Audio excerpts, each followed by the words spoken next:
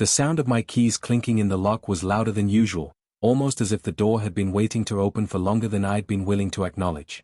I stepped inside, the quiet of the apartment wrapping around me like a heavy coat, and there she was, sitting on the couch with her book, just like every other evening. But there was something different this time. I could feel it in the way she didn't look up immediately. Something had shifted, and I couldn't put my finger on it. Her eyes were cast downward, but the moment I closed the door behind me, she glanced up. "Hey," she said, her voice as soft as it always was, but there was a layer to it that I couldn't ignore. She wasn't looking at me the way she usually did. The warmth that usually radiated from her seemed dimmer now, like a light slowly fading into the distance. I should have been content to let the evening unfold as usual, the hum of a comfortable silence settling between us. But I couldn't ignore the nagging feeling that something had happened. Something unspoken. I noticed it when she shifted on the couch, slightly uncomfortable, like she was holding something back. Her fingers, which usually played with her hair or the fabric of her clothes when she was lost in thought, were now clutching the edge of the book in her hands. "Long day?" I asked, trying to keep my tone casual, but my mind was already reeling. I had to know what was different, and if I let the question hang there, unspoken, I'd be left with this itch that I couldn't scratch. She hesitated before answering, a small frown forming as her lips pressed together for a second. "Not really," she said finally, but her eyes darted to the side, and I knew. I knew she was lying. The tension was palpable, thick enough to cut through the air between us. I sat across from her, forcing myself to smile as I placed my things down. "You sure? You look like you've got a lot on your mind." Her gaze dropped back to the book, her fingers gripping it tighter as if trying to hold herself together. "I'm fine, really." But she wasn't. I could tell by the way her words sounded empty, like a rehearsed line. She always told me everything, and yet tonight, she wasn't telling me anything. There was a coldness in her voice, something unfamiliar, and it pushed a deep concern into the pit of my stomach. We'd been living together for over a year, and I knew her better than anyone. I knew the way she liked her coffee, the way she curled up on the couch with a blanket when it rained, how she always hummed that same tune when she cooked. But tonight, something was off. Something wasn't right. The silence between us grew heavier, and I couldn't stand it anymore. My curiosity gnawed at me like a broken record, demanding answers I wasn't sure I was ready for. "Okay," I said, leaning forward, my voice steady but firm. "Tell me what's going on. I know you're not fine. You're hiding something from me, and I need to know what it is." She didn't look up this time. Instead, she took a deep breath, as if she were preparing herself for something. The seconds stretched on, each one heavier than the last. And then, just as I was about to ask again, she spoke. I saw someone today," she said, her voice barely above a whisper. My heart skipped a beat. "What do you mean? Saw someone?" I asked, confused. "Like, a friend." She shook her head slowly, and when she finally met my eyes, the truth hit me like a freight train. "It wasn't just a friend," she murmured, her voice breaking. "I saw him at the movies. Josh." My stomach dropped, and I felt my pulse spike. Josh. The name hit me like a punch to the gut. Josh was her ex-boyfriend, the one she had been with for years before we got together. The one who had hurt her, the one she had sworn she was done with. She had never mentioned anything about him. Not a word. And yet, here she was, telling me, almost casually, that she had seen him. At the movies.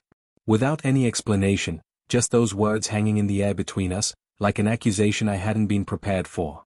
I tried to keep my voice steady, to keep my emotions in check, but I could feel the tension tightening in my chest.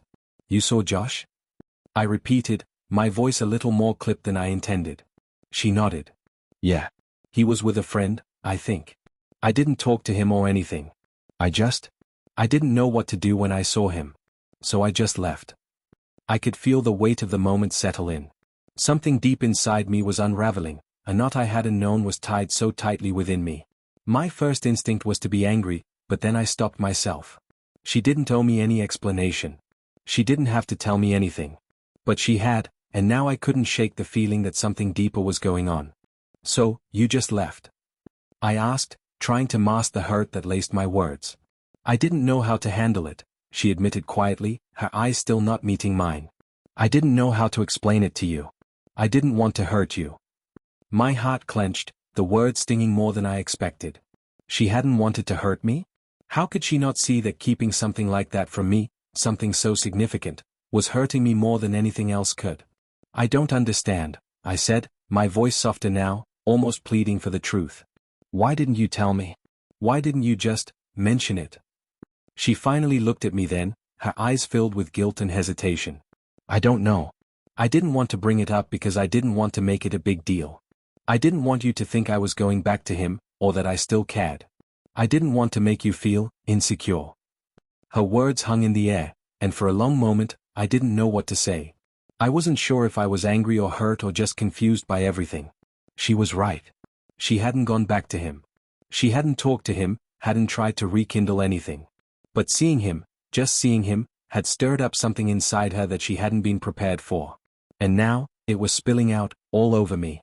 I get that, I said slowly, my voice quieter now. But not telling me? That doesn't feel good. It feels like you were hiding something.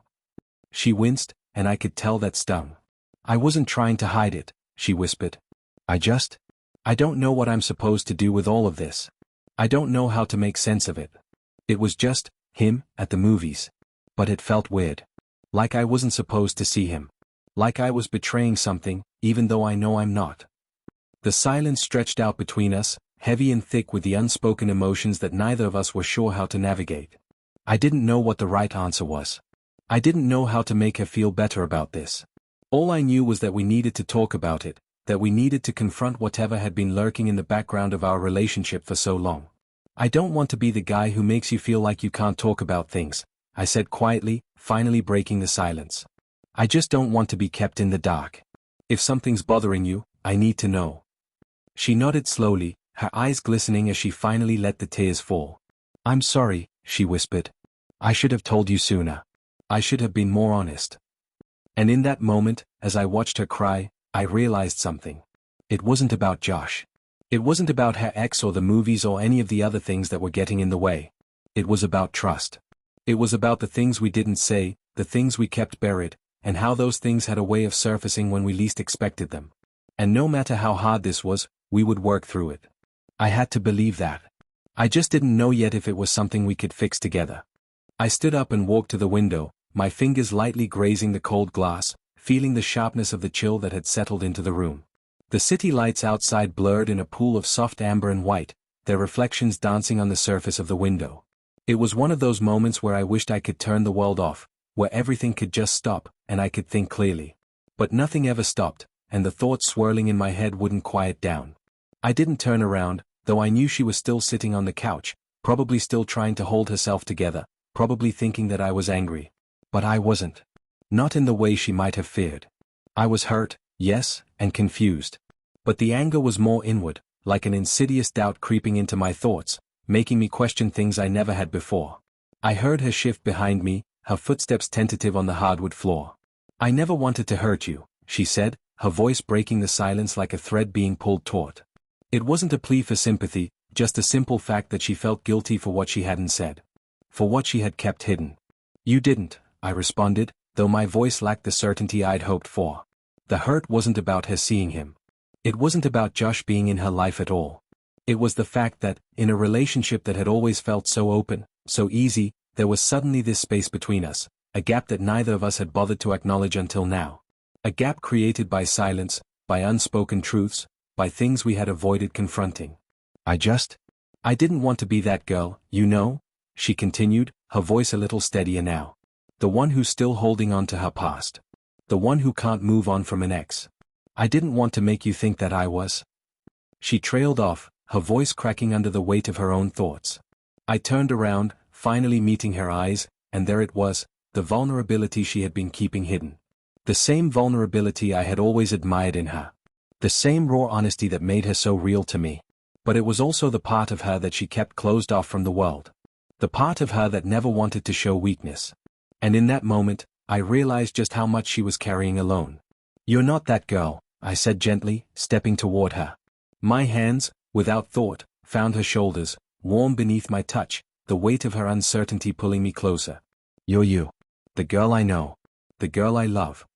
She bit her lip, her eyes fluttering shut as though she couldn't bear to hear it, as if my words might break something inside her. She wasn't just worried about me finding out about Josh. She was worried about what it meant.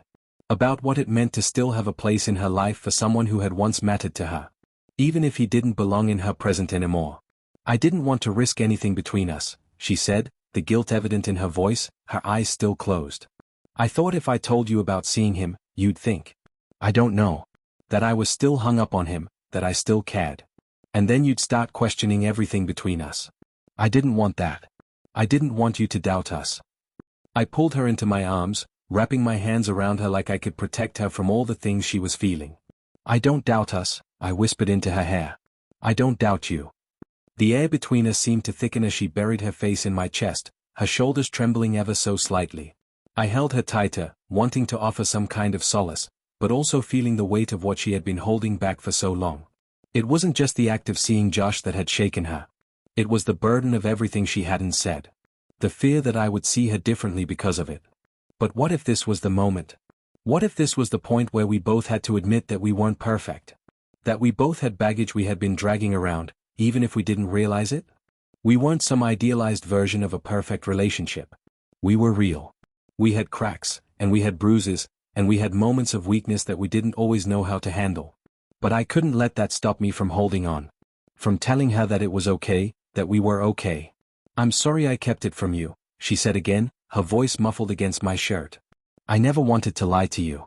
I just didn't know how to tell you, and I didn't want to lose you. I closed my eyes for a moment, my thoughts whirling. The last thing I wanted was for us to lose each other. But I knew that for us to move forward, for us to grow, we couldn't just sweep things under the rug. We couldn't pretend that everything was fine just because we wanted it to be. We had to face the hard truths, no matter how painful they might be. And we had to face them together. Hey, I whispered, tilting her chin up gently so that she would look at me. You didn't lose me. But I need you to promise me something. Her eyes met mine, a quiet desperation there, as though she was bracing for something she wasn't sure she could give. What? Promise me that you'll always tell me the truth. No matter how hard it is, no matter how messy it gets. I don't want us to hide anything from each other. I want us to be real. She nodded slowly, her eyes still filled with that mixture of guilt and relief. I promise. I kissed the top of her head, breathing in the familiar scent of her hair, and for the first time in what felt like ages, the tension in my chest began to ease. We weren't perfect. We weren't without flaws. But maybe, just maybe, that was enough. I don't care if it's hard, I said, pulling back slightly to look her in the eye. What matters is that we're in this together. She let out a shaky breath and smiled faintly, a tear slipping down her cheek. She didn't say anything else. Instead, she pressed her lips to mine, slow and gentle, as if trying to convey everything she hadn't said. And in that moment, I felt the weight of her truth settle between us, no longer a barrier but a bridge. We had crossed it, together. The road ahead wouldn't be easy, I knew that. There would be more moments of uncertainty, of secrets we'd both hold on to longer than we should. But for now, in this small space between us, we had found a piece of understanding. A piece of peace. I wasn't sure what the future held, but for the first time in a long while, I was willing to find out. With her. The next few days were a blur of quiet moments, fleeting glances, and uncertain silence. It wasn't that things had returned to normal right away, they hadn't. There was still that subtle tension between us, an unspoken weight hanging in the air every time we sat in the same room. But there were also these small, almost invisible shifts in the way we interacted, the way we reached for each other when words felt unnecessary, the way we communicated through touches and shared moments of laughter that didn't require explanation. I didn't expect everything to be fixed overnight, but there were glimpses of something deeper, something that felt more real than anything we had built before. But with each passing day, I couldn't shake the feeling that there was something more buried underneath. Something neither of us had addressed. Something I didn't want to face, but knew we couldn't avoid forever. She seemed to be pulling away, not in a dramatic way, but in those subtle shifts that could easily be missed by anyone else. Her smile felt more forced, her eyes more distant when we spoke. She hadn't mentioned anything about Josh again, and I didn't bring it up either. But it felt like a shadow that lurked just behind every conversation, between every laugh, in every quiet moment where we used to be so in tune with each other. The truth was, I didn't know how to deal with what had happened. My mind kept replaying the moments where she had been distant, where I had felt the coldness between us. And yet, it wasn't like we had really talked about it. Not really. She had apologized, and I had promised her that everything would be fine. But deep down, I could feel the walls still there, the ones we hadn't torn down, the ones I didn't know how to break through. It was late on a Thursday evening when I realized I couldn't avoid it any longer. We were sitting on the couch, the television running in the background, but neither of us was really watching. She had her feet tucked underneath her, and I could see her fingers picking at the edge of the blanket. I could hear the faint sound of her breath, but it was a sound I wasn't sure was meant for me to hear. I had asked her earlier if she was okay, and she had smiled and said, "Yeah, just tired." But that smile didn't reach her eyes. It never did these days. I turned off the TV and sat up a little straighter, trying to find the right words. The ones that wouldn't feel like an interrogation. The ones that wouldn't make her feel like she was on trial. But the words never came easily. Not when it came to this. "Hey," I said quietly, my voice sounding almost too soft in the quiet room. "We need to talk." She looked at me, her expression unreadable, but her eyes had a flicker of hesitation in them. "About what?" "About everything," I said, my hands moving nervously in my lap. "About Josh, about us, about what happened after that night. You've been distant." "I haven't been distant," she replied quickly, though I could hear the defensive tone slip into her voice. She shifted uncomfortably, and I could see the way her hands clenched around the blanket. "I've just been busy." I nodded, even though I knew that wasn't the full story. It wasn't just about being busy. It was more than that. We had always been able to talk through the hard stuff, but this felt different. And I hated that I didn't know how to fix it. "I'm not asking you to tell me everything right now," I said, trying to keep my voice steady, to keep my emotions from cracking through. "But I need you to be honest with me. I need you to tell me what's going on.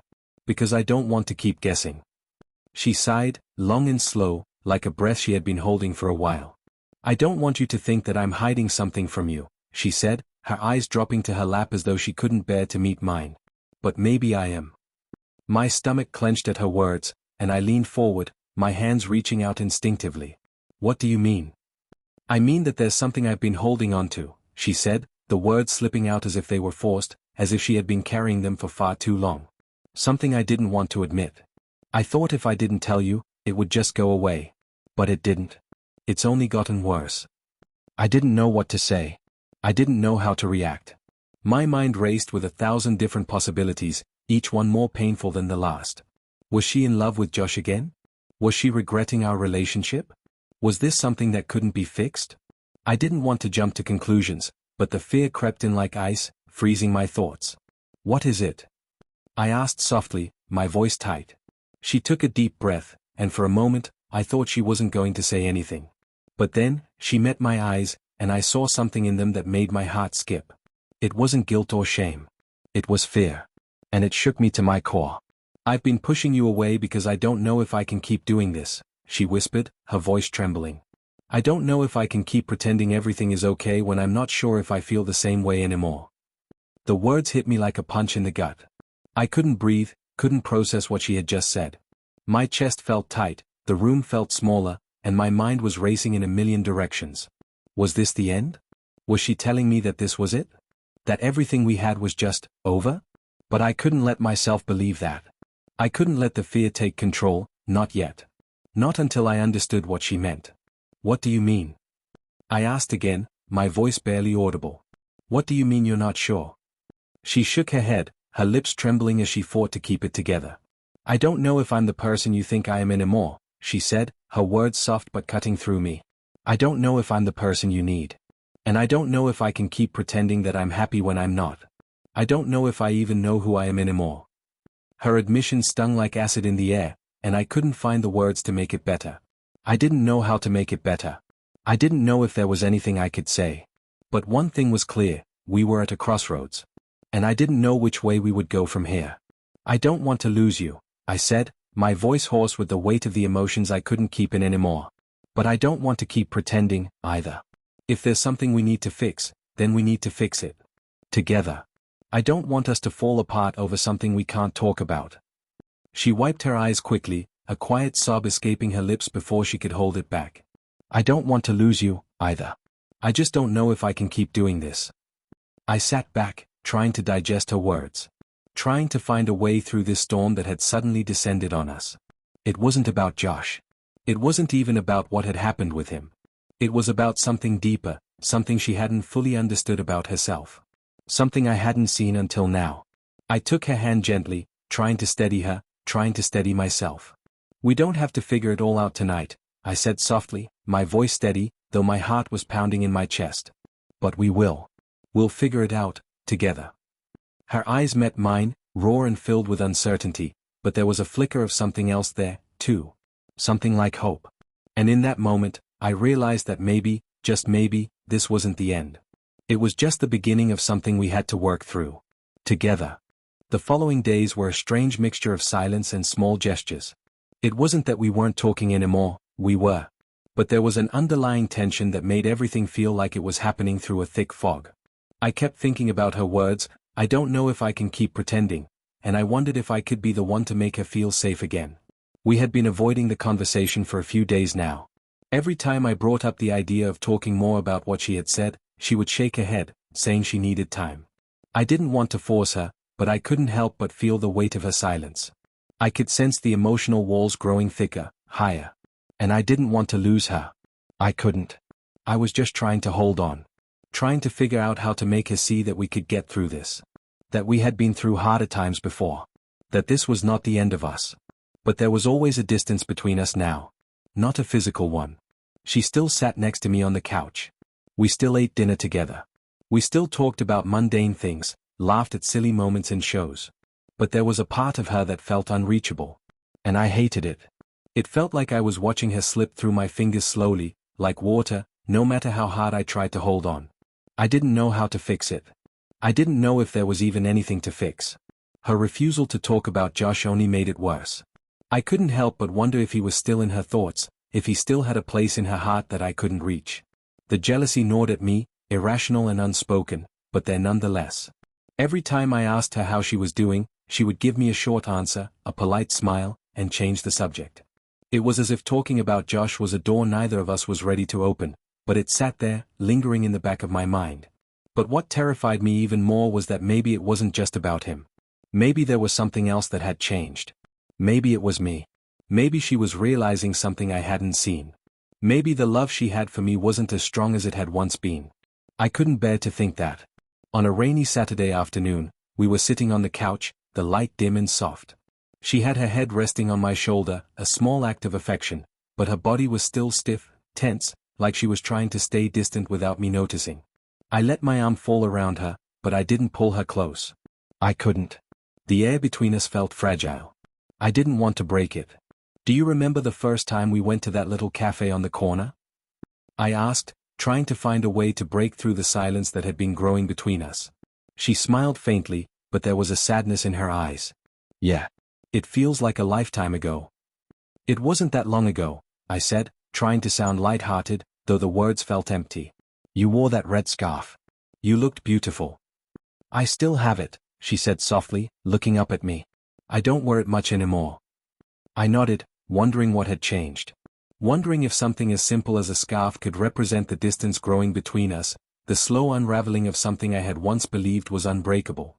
I miss those days, I said quietly. When things were simpler. I miss them too, she replied, but the words sounded hollow. But sometimes, things change. And you don't realize it until you're too far in. That was the thing, too far in. I didn't want to be too far in, where I couldn't get out. I didn't want us to be lost in something we couldn't find our way out of. There was a weight in her voice that made me feel like she was talking about more than just the cafe or the scarf. It was like she was talking about us, about what had happened to the bond we used to have. I could feel it, too. The sense that we were on different paths now, even though we were walking side by side. She shifted, pulling away just a little, and I couldn't help but notice the space between us growing, even though neither of us had physically moved.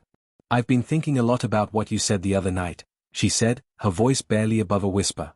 About how we need to fix things together. And I want to, I do. But I don't know how. I looked at her, my heart pounding in my chest. You're not alone in this, okay?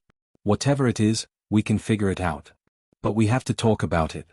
We can't just pretend it doesn't exist. She closed her eyes, as if gathering the strength to say something she had been holding back. It's not that simple, she said, her voice breaking. I feel like I'm losing myself in all of this. I don't know who I am anymore. I don't know what I want. Her words struck me hard, more than I had anticipated. The realization that this wasn't just about me or about Josh, it was about her. She was lost in herself, unsure of where she fit into the life we had built together. And I couldn't fix that. I couldn't force her to see things the way I wanted her to. I reached for her hand, needing something to hold on to, something tangible. I don't want to lose you, I said, my voice raw. I don't want you to feel like you're lost. I'm here. But I need you to be here too. She squeezed my hand, but her eyes were distant, almost searching for something she couldn't find in me. I'm trying, she whispered. But I'm scared.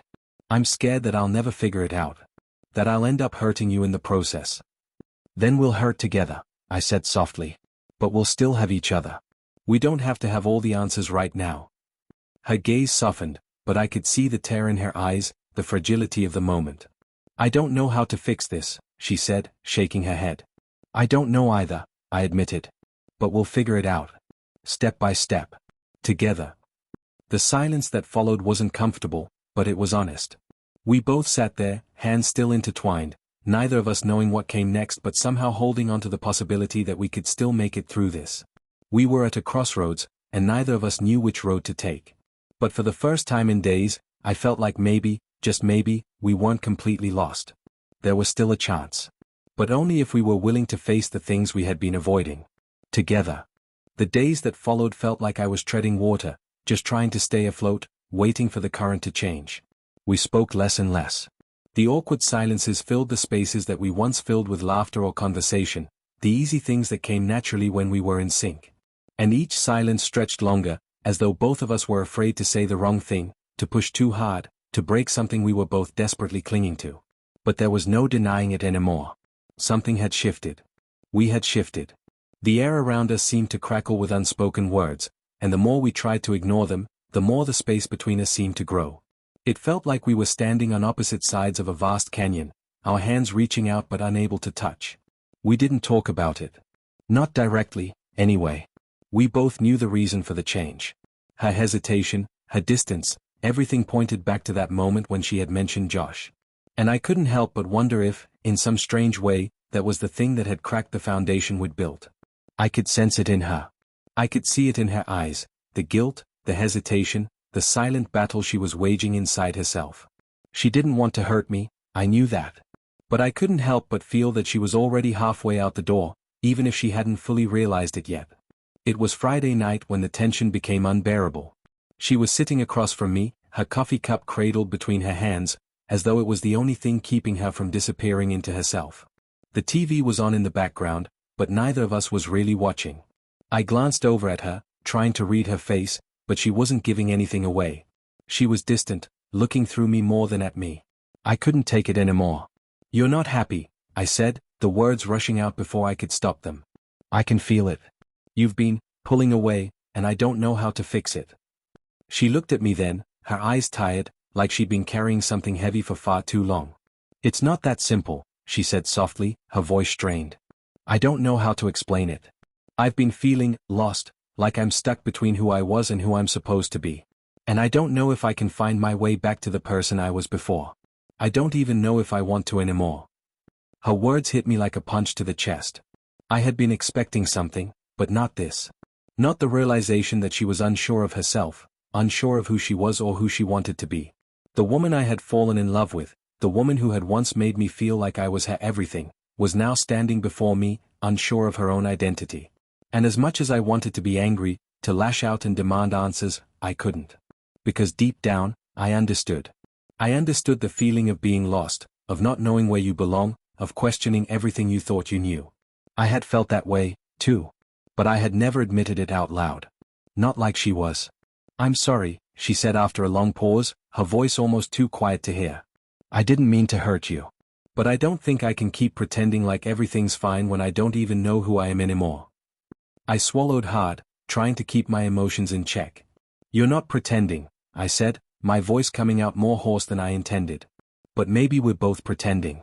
Pretending that we can just keep going like we have been without talking about what's really going on. I don't know what to say, she whispered. I don't know what to do anymore. I could feel the weight of her uncertainty pulling us both down. But in that moment, I realized that I couldn't be the one to fix her. I couldn't be the one to make her feel whole again. She had to do that for herself. I couldn't force her to find herself if she wasn't ready. I don't want to lose you, I said, my voice raw with emotion. But I also don't want to lose myself in this, either. We both need to figure out who we are, apart from everything else. Maybe we need space to breathe, to think, to figure out what we really want. I don't know if that's what you want, but that's what I need. Her eyes welled up with tears, and for a moment, I thought she might say something to make it all better. But she didn't. She just sat there, her hands trembling around her coffee cup, looking like she was trying to process everything I had just said. I don't know if I can do this, she said, almost too quietly to hear. I don't know if I can fix what's broken. You don't have to fix anything right now, I replied gently. You just have to be honest with yourself. And with me. We don't have to have all the answers today, or tomorrow, or even next week. But we have to face it. There was a long silence after that. Neither of us knew what to say. We just sat there, looking at each other across the space between us, both of us uncertain of what the future held. I had never felt more alone in the same room with her. But at the same time, I knew it was the first step. The first step toward something real, something raw. If we were going to survive this, we had to acknowledge what was broken. And maybe, just maybe, if we could do that, we could start putting the pieces back together.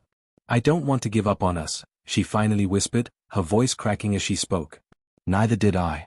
But I knew that in order to move forward, we both had to be willing to fight for it. We didn't know what the future would look like. But I knew that no matter what, we couldn't keep living in the silence, pretending like everything was fine when it wasn't. It was time to face it all, the good, the bad, and the ugly. And together, we would figure it out. Even if it meant taking one painful, honest step at a time.